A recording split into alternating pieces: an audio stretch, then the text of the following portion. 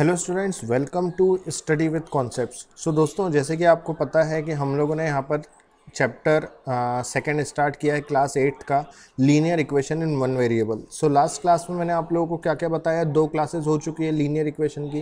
पहली क्लास में basic concept बताए थे, उसका इंट्रोडक्शन बताया था, और फिर उसके नेक्स्ट क्लास में मैंने आपको एक्सरसाइज 2.1 जो आपकी एनसीईआरटी है उस बुक का एक्सरसाइज 2.1 के मैंने आपको 1 से लेके 4 तक क्वेश्चंस करवाए थे। ठीक है, आज हम एक्सरसाइज 2.1 के हम रिमेनिंग जो क्वेश्चंस हैं हमारे 5 to 12, हम इन क्वेश्चंस को अभी यहाँ पर सॉल्व करेंगे।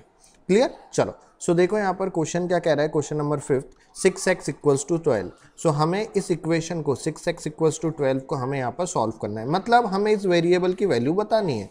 सो यहाँ पर क्या हो जाएगा, मैंने आपको एक चीज़ बताया कि जब कभी भी LHS से यदि आप RHS में जा रहे हो, मतलब माइनस साइन से यदि अगर आप लेफ्ट हैंड साइड में यदि माइनस साइन है तो राइट साइड में जाके प्लस हो जाता है, यदि अगर यहाँ पर प्लस है तो राइट साइड जाके माइनस हो जाता है। सेम ऐसे ही आपका 2 ऑपरेटर और है, मल्टीप्लिकेशन और डिवीजन। सो यहाँ पर भी ऐसे ही होता है, जब कभी भी अगर आप मल्टीप्लिकेशन में हो लेफ्ट साइड और अगर आप राइट साइड जा रहे हो तो डिवाइड में चली जाएगी वैल्यू।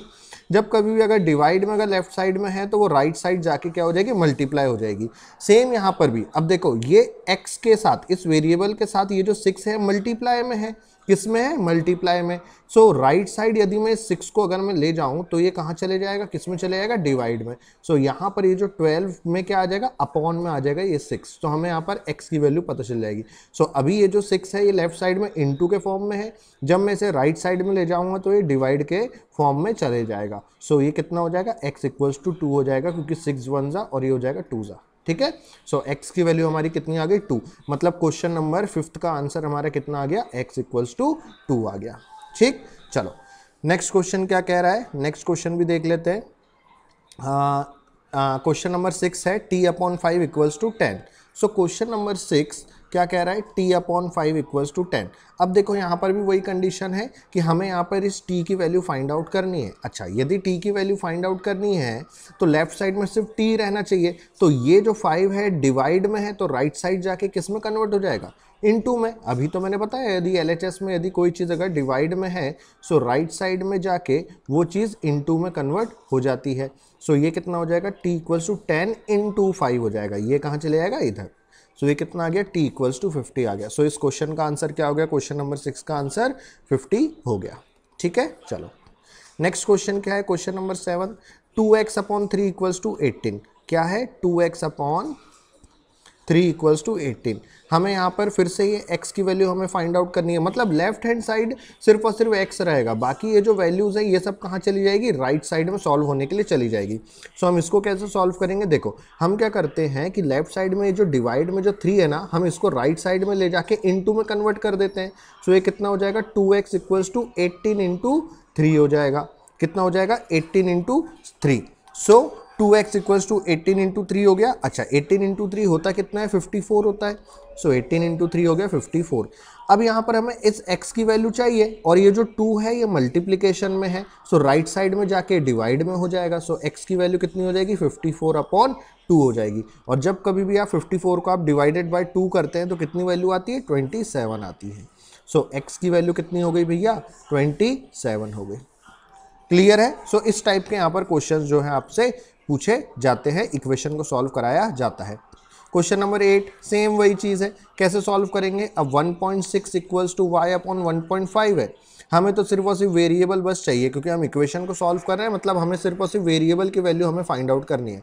सो ये जो 1.5 है ये डिवाइड में है तो राइट साइड, मतलब अभी तो राइट साइड में, यदि वो लेफ्ट साइड जाएगा तो इनटू में कन्वर्ट हो जाएगा। तो कितना हो जाएगा, 1.6 × 1.5 इक्वल्स टू y। सो यहाँ से हमारी y की वैल्यू कितनी आ जाएगी, 2.4 आ जाएगी। क्लियर? क्वेश्चन नंबर 9 क्या है, 7x - 9 इक्वल्स टू 16। सो हमें तो यहाँ पर सिर्फ और सिर्फ वेरिएबल की वैल्यू चाहिए, तो ये जो -9 है इसको राइट साइड पहुँचा दो। तो माइनस साइन यदि लेफ्ट साइड से राइट साइड में जा रहा है तो प्लस साइन बनाता है। सो ये हो जाएगा 7x इक्वल्स टू 16 + 9। सो ये 7x इक्वल्स टू कितना हो जाएगा, 16 + 9 होता है 25। अच्छा, अब यहाँ पर हमें तो सिर्फ और सिर्फ इस वेरिएबल की वैल्यू चाहिए, तो ये 7 जो है वो वेरिएबल के साथ इनटू में है, तो राइट साइड जाके किस में कन्वर्ट हो जाएगा, इनटू में है तो डिवाइड में कन्वर्ट हो जाएगा। सो यहाँ पर हमारे x की वैल्यू कितनी आ जाएगी, 25/7 आ जाएगी। सो क्वेश्चन नंबर 9 का आंसर कितना हो जाएगा, 25/7। क्वेश्चन नंबर 10 क्या है? क्वेश्चन नंबर 10 भी सेम वही चीज़ है, यहाँ पर हमें इस वेरिएबल की वैल्यू चाहिए। सो ये माइनस साइन जो है राइट साइड जाके प्लस साइन कन्वर्ट हो जाएगा। सो ये हो जाएगा 14y इक्वल्स टू 13 प्लस 8। सो यहाँ से हमें कितना मिल गया? 13 प्लस 8 हो गया यहाँ से 21, और ये जो y की हमें वैल्यू चाहिए थी, तो ये 14 अभी मल्टीप्लिकेशन में है तो राइट साइड में जाके डिवाइड में हो जाएगा, तो हमने डिवाइडेड बाय 14 कर दिया। सो यदि अगर मैं इसे 7 से अगर मैं काटूँ तो ये 3/2 बन जाएगा। सो y की वैल्यू हमारी कितनी आ गई? 2 आ गई। क्लियर? सिमिलरली यहाँ पर 11 जो है वो अब आपका होमवर्क रहेगा, और 12 क्या कह रहा है? x/3 + 1, इसको मैं सॉल्व करवा देता हूँ। x/3 + 1, question number 12, x/3 + 1 equals to 7/15। So हमें यहाँ पर क्या चाहिए? हमें यहाँ पर सिर्फ और सिर्फ हमें इक्वेशन को सॉल्व करना है और इस x की वैल्यू हमें चाहिए। सो ये +1 में राइट साइड ले जाऊंगा तो -1 हो जाएगा, तो ये कितना हो जाएगा? x/3 equals to 7/15 -1। अब x/3 इक्वल्स टू इस 15 का हम एलसीएम लेंगे तो 15 ही आएगा। सो इसको यदि हम एलसीएम के थ्रू सॉल्व करेंगे तो इसकी वैल्यू हो जाएगी 7 - 15। सो x/3 इक्वल्स टू 7 - 15 कितना होता है? -8/15। अब ये x डिवाइडेड बाय 3 है, तो यदि अगर राइट साइड में जाएगा ये 3 तो मल्टीप्लाई में जाएगा, है ना। सो x की वैल्यू कितनी हो जाएगी? -8/15 इंटू 3। सो 3 1 जा और ये हो जाएगा 5 जा, कैंसिल आउट हो गया। सो x की वैल्यू कितनी आ गई? -8/5 आ गई।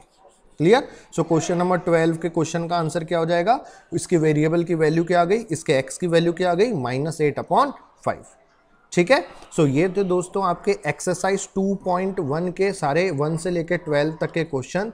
11th क्वेश्चन जो है वो आपका होमवर्क है। आई होप आप इस क्वेश्चन का आंसर कमेंट सेक्शन में बिल्कुल देंगे। ठीक है, चलिए। सो आज के लिए हम लोग इतना रखते हैं। यदि इस क्लास में जितना भी आज मैंने पढ़ाया है, यदि कहीं पर भी अगर डाउट हो तो आप लोग बिल्कुल मुझे यहाँ पर कमेंट सेक्शन में पूछ सकते हैं।